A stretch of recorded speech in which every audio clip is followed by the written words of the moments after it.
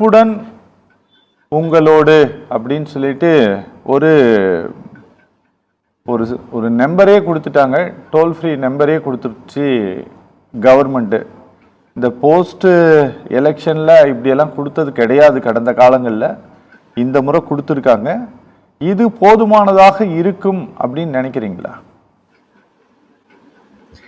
இந்த கவர்மெண்ட் வந்து கொஞ்சம் அக்கறை கட்டுறதும் குழந்தைங்க மேல வந்து ஏதோ ஒண்ணு பண்ணணும்னு ஒரு முயற்சி எடுக்கிறதும் நம்ம அப்ரிஷியேட் பண்ண வேண்டிய ஒண்ணுதான்.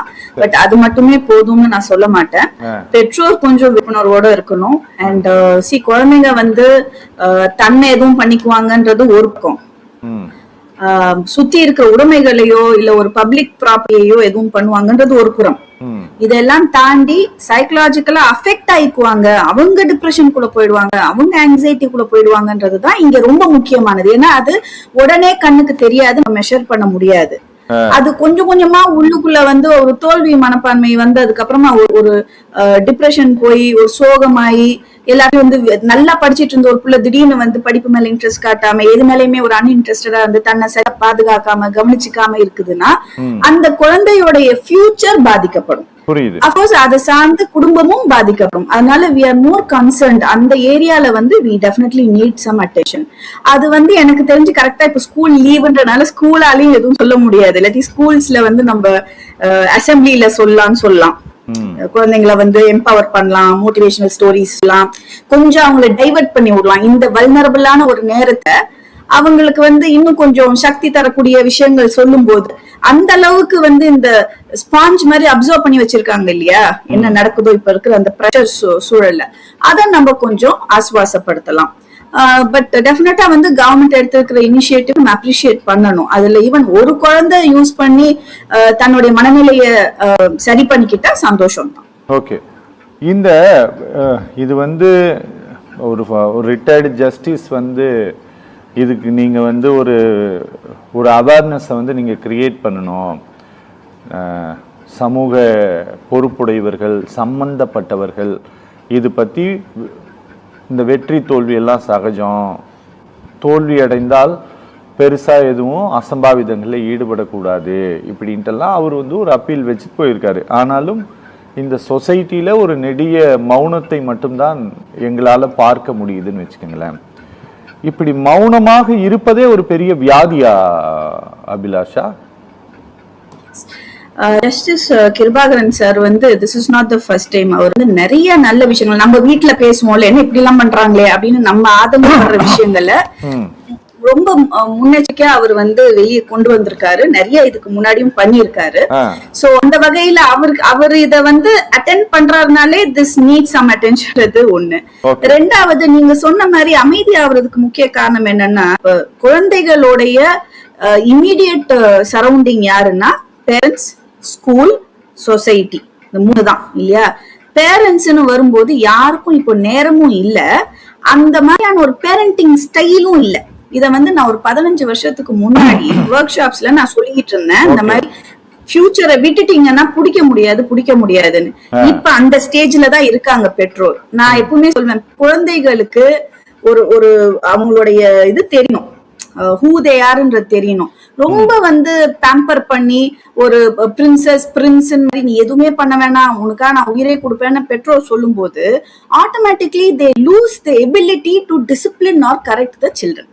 ஓகே, ஒரு விஷயத்தை எப்படி அவங்க சொல்ல முடியும், பண்ணாதப்பான்னு எப்படி சொல்லுவாங்க, நீ யார் அதை சொல்லன்னு குழந்தை திருப்பி கேட்கும்ல. சோ ஆரம்பத்திலே வந்து பெற்றோர் வந்து அந்த சரியான ஒரு கம்யூனிகேஷன் அண்ட் இமோஷனல் பாண்டிங்க கரெக்டா ரெகுலேட் பண்ணி வச்சிருந்தாங்கன்னா இப்ப அவங்களால சொல்ல முடியும்.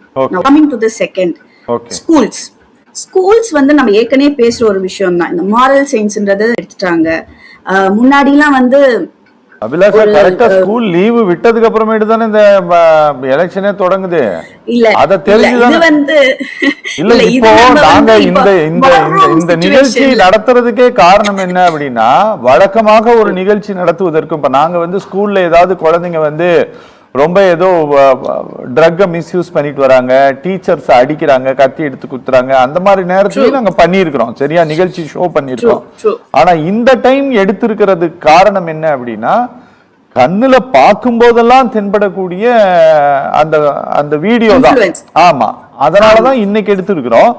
ஒரு இதுல என்ன டெவலப்மெண்ட் நடந்திருக்குன்னு நினைக்கிறீங்க?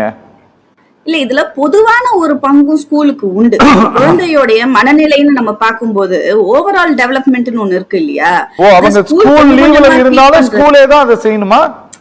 இல்ல நான் சொல்றது மத்த நேரம் இப்ப பிரச்சனைன்னு வந்ததுக்கு அப்புறம் நம்ம சொல்லி ஒண்ணும் பண்ண போறது இல்ல. இத்தனை நாள் பண்ணிருக்கலாம் இல்லையா? இத்தனை நாள் ஏன் வந்து ஸ்கூல் எம்பவர் பண்ணல? ஒரு குழந்தை ஈஸியா இன்ஃப்ளூயன்ஸ் ஆகுது, ஈஸியா வந்து ஒரு விஷயத்த எனக்கு வேணும்னு அடம் பிடிக்குது, ஒருத்தவங்க சொல்றத கண்மூடித்தனமா நம்புது. நானே வந்து அது நமக்கு முதல்ல இது தேவையில்லை, நமக்கு இது என்னன்னே தெரியாது, நம்ம ரெஸ்பான்சிபிலிட்டி இல்ல, நம்ம தெரிஞ்சுக்க வேண்டியது இப்போதைக்கு சிவிக் சென்ஸ் என்ன, எலெக்ஷன்னா என்ன, இந்த லீடர்ஸ் யாரு, அவங்களுடைய பிரின்சிபல்ஸ் என்ன, இதை தெரிஞ்சுக்கிறது வேணா குழந்தை இன்ட்ரெஸ்ட் காட்டலாம். அதை விட்டுட்டு எடுத்த உடனே வந்து நான் சொல்றவருக்கு தான் எங்க அப்பா அம்மா ஓட்டு போடணும்னு சொல்றது அந்த குழந்தையோட மனநிலை ஓவராலாவே டிட்டரேட் ஆயிருக்கு நம்ம பார்க்கணும். மூணாவது சொசைட்டின்னு நீங்க பார்க்கும்போது சோசியல் மீடியா எல்லாமே அதுல வருது. சோ அப்ப மீடியாவோட இன்ஃப்ளூயன்ஸ் ரொம்ப இருக்கு, எஸ்பெஷலி சோசியல் மீடியால. எந்த ஒரு ஃபில்டரும் கிடையாது, எந்த ஒரு சென்சாரும் கிடையாது, யாரு வேணாலும் எதை நினைச்சாலும் போஸ்ட் பண்ணிக்கலாம். அப்ப அந்த குழந்தைக்கு எது நல்லது கெட்டதுன்னு பிரிச்சு பார்க்க முடியாத ஒரு வயசுன்றனால அவங்க கண்ணுல எது ஃபேன்சியா இருக்கோ அதை அக்செப்ட் பண்ணி அதுக்காக அடம் பிடிக்கிறாங்க. ஓகேங்க அபிலாஷா, ஓகே பேசலாம். டாக்டர் அபிலாஷா, குழந்தைகள் வந்து கொஞ்சம் பேசுவதற்கு கொஞ்சம் நிறைய விரும்புவாங்க, அவங்களுக்கு பிடிச்ச சப்ஜெக்டை பேசுறதுக்கு ஆர்வம் காட்டுவாங்க. பேரண்ட்ஸும் அதுக்கு ஒத்து போறாங்கன்னா அவங்களுக்கு இடையே ஒரு உரையாடல் நல்லா நடக்கும். அப்படி நடந்ததுனால தான் அந்த வீடியோக்கள் எல்லாம் பதிவானதுன்னு நான் உறுதியாக நம்புகிறேன். இந்த எலெக்ஷனுக்கு பிறகு இது மேபி எப்படி வேண்டாம் வரலாம், அந்த உரையாடலை அந்த வீடியோ எடுத்த பெற்றோர்கள் எல்லாம் இருக்காங்க இல்லையா, அவங்க அதை டைவர்ட் பண்ணிட்டு போகிறது நல்லதா, இல்ல குழந்தையோடு அதை பேசி புரிய வைக்கிறது நல்லதா? பெற்றோர்னு ஆயிட்டாலே அவங்களுக்கு ஒரு பொறுப்பும் கூட சேர்ந்து வருதுங்க. அவங்களுடைய பர்சனல் விருப்பு வெறுப்பை தாண்டி அந்த குழந்தையோட பிரைமரி கேர் கிவர் அவங்க தான். சோ அவங்களுக்குன்னு ஒரு பொறுப்பு இருக்கு. இந்த ஒரு சம்பவம் அந்த குழந்தைய மனதளவுலயோ இல்ல உடல் அளவுலயோ பாதிக்கும் அப்படின்னு அந்த பெற்றோருக்கு தெரியும் பட்சத்துல அவங்க பண்ண வேண்டிய முதல் விஷயம் அந்த குழந்தைய உட்கார வச்சு ஆசுவாசப்படுத்தி விஷயத்தை எடுத்து சொல்லி, இது யாரோ வாழ்க்கையில ஏதோ நடக்குது, நம்ம வாழ்க்கையில நம்ம பாத்துக்கிட்டு போனோம், எதுக்கும் நீ அப்செட்டாவோ இமோஷனலாகவோ அவசியமே இல்ல முதல்ல. ஏன்னா இது வந்து நம்ம எல்லாம் audience, we are just spectators, வெளியே இருக்கோம். நீ வந்து இன்வால்வ் ஆகி இமோஷனலா அதுல பைண்ட் ஆகி உன்னை நீ வந்து அஃபெக்ட் பண்ணிக்காத, ஃபெயிலியர்ஸ பார்த்து நீ துவண்டு போகாத. இன்னொரு ஒரு நல்ல தலைவனுடைய அழகு ஃபெயிலியரை பார்த்து முதல்ல அவரே துவண்டு போக கூடாது. சரி, அவரே வந்து திருப்பி பர்சிவியரன்ஸ் இன்னொரு ஃபைட் கொடுத்து மேல வரணும். அண்ட் பெற்றோர் குழந்தைகளுக்கு சொல்ல வேண்டிய இன்னொரு ஒரு முக்கியமான விஷயம் என்னன்னா, எந்த ஒரு தலைவனையும் நம்ம ப்ளீஸ் பண்ணணும்னு நினைச்சா அந்த தலைவன் வந்து அந்த தொண்டனை நினைச்சு பெருமைப்படணும். அப்போ ஒரு தலைவனுக்கு வந்து என்னுடைய தொண்டன் வந்து ஒரு மிகச்சிறந்த டாக்டர், ஒரு மிகச்சிறந்த எழுத்தாளர், ஒரு மிகச்சிறந்த ஓவியர் அப்படின்றப்ப ஒரு பெருமை இருக்கும். என்னுடைய தொண்டன் வந்து எங்கேயோ கஞ்சா வித்துட்டு இருக்கான், எங்கேயோ வந்து பிள்ளைங்களை கடத்திட்டு இருக்கான், இது வந்து எந்த தலைவருக்கும் பெருமை கிடையாது. சோ உண்மையிலேயே நீங்க உங்க தலைவருக்கு நீங்க எதுவும் பண்ணணும்னு நினைச்சீங்கன்னா stream it in a positive way. உங்க வாழ்க்கையில முன்னுக்கு வாங்க, உங்க தலைவர் சந்தோஷப்படுவார் அப்படின்றத பெற்றோர் இந்த வயசுலயே சொல்லிக்கணும். நான் என்ன சொல்றேன், இந்த எலிமெண்ட்டை நம்ம ஏன் நமக்கு சாதகப்படுத்திக்க கூடாது? இந்த ஹீரோயிசத்தை இங்க அபி இங்க என்ன நடக்குதுன்னாங்க அபி, அந்த பாசிட்டிவ அந்த தலைவருக்கு தான் அந்த குழந்தைங்க கொடுத்துட்டு இருக்காங்க.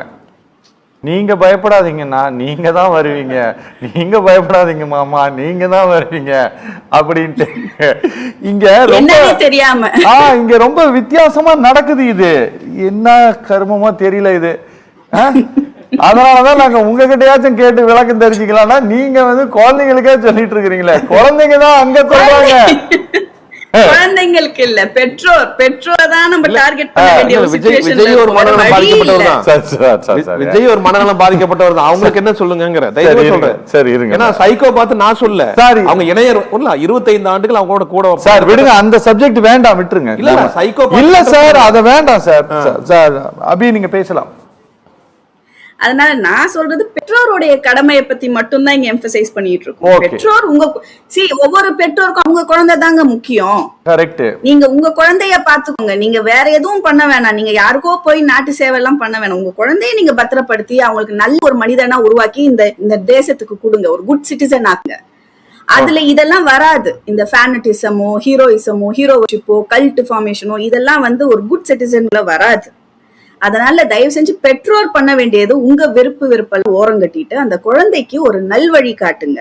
அதுவும் முக்கியமா இந்த ஜங்ஷன்ல ஏன் நம்ம இந்த ப்ரோக்ராம் திருப்பி பேசிட்டு இருக்கோம், நம்ம ஏற்கனவே பேசினதான் திருப்பி எம்பசைஸ் பண்றோம்னா ரொம்ப குருஷியலான ஒரு டைம் இது.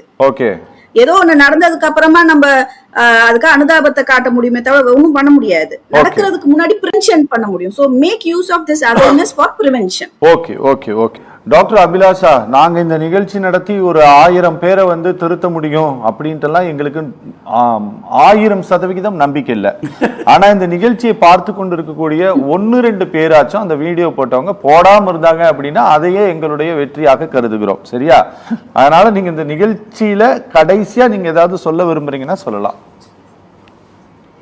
நம்ம இங்க கத்துறது மாத்திரம் இல்ல, இதே ஊடகத்தை இந்த சோசியல் மீடியாவே யூஸ் பண்ணி யாருக்கெல்லாம் இது நியாயம் படுதோ அவங்க எல்லாருமே குழந்தைகளை எஜுகேட் பண்ணலாம்.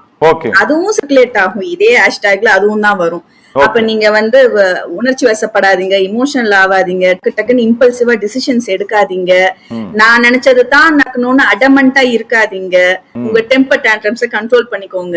நீங்க இப்போதைக்கு டைவர்ட் ஆயிக்கோங்க. இப்ப உங்களுக்கு எலெக்ஷன் ரிசல்ட் தெரிஞ்சு ஒன்னும் ஆக போறது இல்ல. சோ நீங்க வேற ஏதாவது உங்களுடைய மைண்ட பாசிட்டிவான விஷயத்துல டைவர்ட் பண்ணுங்க. இத நம்ம சொல்ற ஒரு பக்கம் எல்லாருமே சொல்லலாம். இப்ப டெஃபினட்டா எல்லா பெற்றோருமே அந்த இன்கோஹரண்டா பேசுறவங்க கிடையாது. கொஞ்சம் சென்சிபிள் பேரண்ட்ஸும் இருக்காங்க இல்லையா, அவங்க எல்லாம் அவங்களுடைய போஸ்ட்ல ஒரு பக்கம் சொல்லிட்டு இருக்கலாம் குழந்தைகளுக்கு. ஏன்னா நம்ம வீட்டு குழந்தை மட்டும் பாத்துக்கிறது இல்லாம சொசைட்டில இருக்க எல்லா குழந்தைக்குமே நம்மளுடைய ஒரு நல்ல வார்த்தை போய் சேரும். அதனால டெஃபினட் இதை நம்ம அதிகப்படுத்தணும்னா ஆட்டோமேட்டிக்கா அந்த நெகட்டிவ் கம்மி ஆயிடும்ன்றது என்னுடைய. ஓகே, ரொம்ப நன்றி.